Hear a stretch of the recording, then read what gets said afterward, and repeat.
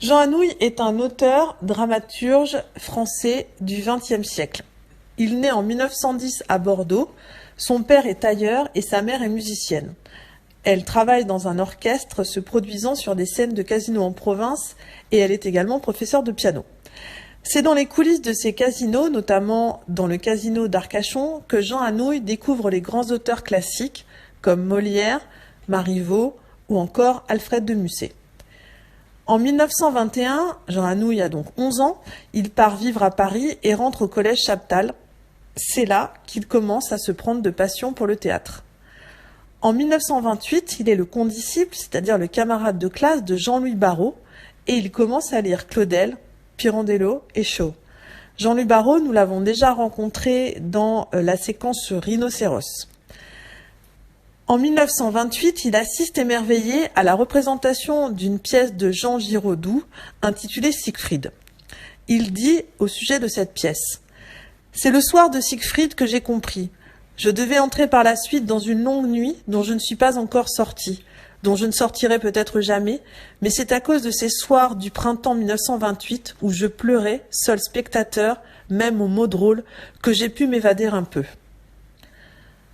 En 1929, Jean Anouilh travaille pendant 2 ans dans une agence de publicité et il y rencontre le poète Jacques Prévert.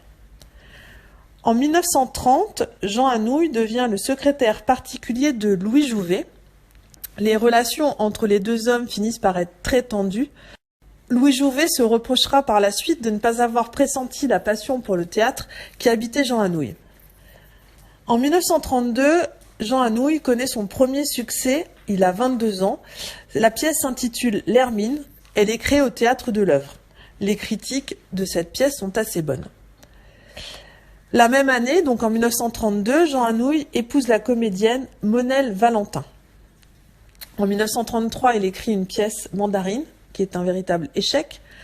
Et en 1935, une nouvelle pièce, Il y avait un prisonnier, qui est de nouveau une pièce qui connaît l'échec. C'est en 1937 que grâce au metteur en scène Georges Pitof, qui crée Le Voyageur sans bagage, que Jean Anouilh connaît son véritable premier succès. Succès qui va lui apporter la notoriété et qui va mettre fin à ses difficultés matérielles. La pièce Le Voyageur sans bagage sera jouée 190 fois. En 1938, Georges Pitof crée La Sauvage, qui, elle, connaîtra une centaine de représentations. Jean Anouilh rencontre en 1938 Robert Brasillac, un écrivain, critique de théâtre et rédacteur en chef d'un journal d'extrême droite intitulé Je suis partout. En 1939, Jean Anouilh crée avec Jean-Louis Barrault, donc son camarade du lycée Chaptal, et avec René Barjavel, une revue intitulée La Nouvelle Saison. En 1940, André Barsac crée au théâtre de l'Atelier Léocadia, avec dans les rôles principaux Pierre Freinet et Yvonne Printemps. 1941. Pendant l'occupation, Jean Anouilh continue d'écrire. Il ne prend position ni pour la collaboration, ni pour la résistance. On lui reproche d'ailleurs cette absence d'engagement.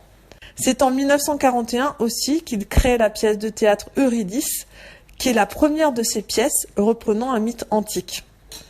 La même année, en 1941, il crée également Le Rendez-vous de Senlis. C'est en 1942 qu'il écrit la pièce Antigone. En 1944, la pièce Antigone est jouée grâce au metteur en scène André Barsac au théâtre de l'Atelier. Cette pièce connaît un grand succès public, mais elle engendre aussi une certaine polémique. Certains reprochent en effet à Anouilh de défendre l'ordre établi en faisant la part belle au personnage de Créon, ce qui expliquerait selon eux que la pièce n'ait pas été censurée par les Allemands. Les défenseurs, au contraire de Jean Anouilh, indiquent que l'insoumission d'Antigone, qui dit non et qui s'engage contre la raison d'État, incarnée par Créon, a une réelle valeur subversive et est une incarnation de la résistance. En 1945, Jean Anouilh s'engage pour essayer de sauver l'écrivain collaborateur Robert Brasillac de la peine de mort. C'est en vain, et cette exécution le marquera profondément. En 1946, il écrit Roméo et Jeannette, qui est une pièce qui sera ensuite interprétée par Michel Bouquet. En 1950, il écrit La répétition ou l'amour puni. Cette pièce sera mise en scène par Jean-Louis Barrault au Théâtre Marigny. 1951, il écrit Colombe, pièce qui sera jouée au théâtre de l'Atelier, dans des décors et une mise en scène d'André Barsac, de nouveau. 1952, la valse des toréadors ainsi que la pièce L'Alouette. En 1953, Jean Anouilh est un des premiers à saluer le talent de Samuel Beckett lors de la création de la pièce En attendant Godot, pièce que l'on a évoquée lorsque nous avons travaillé sur Rhinocéros d'Eugène Ionesco. En 1955, il écrit Ornifle ou le courant d'air.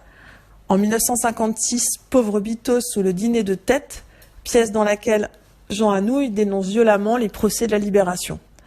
En 1959, il écrit Beckett ou le Nord de Dieu, un drame sur l'amitié et le devoir. Et la même année, donc 1959, il écrit également L'Hurluberlu ou le réactionnaire amoureux, ainsi que La Petite Molière. 1961, enfin, la pièce La Grotte est un échec. Anouilh se tourne alors vers la mise en scène. De 1968 jusqu'à 1980, il n'y aura que quelques pièces, Le boulanger, la boulangère et le petit mitron, Chez Antoine, Chers oiseaux et Le nombril. Jean Anouilh meurt en 1987 à Lausanne, en Suisse. Concernant ses œuvres, donc les œuvres de Jean Anouilh, sa bibliographie, il classe lui-même ses pièces de théâtre selon leur tonalité. Il y a les pièces roses, les pièces noires. Parmi les pièces noires, nous avons Antigone, les pièces brillantes, grinçantes, costumées, baroques, secrètes, etc.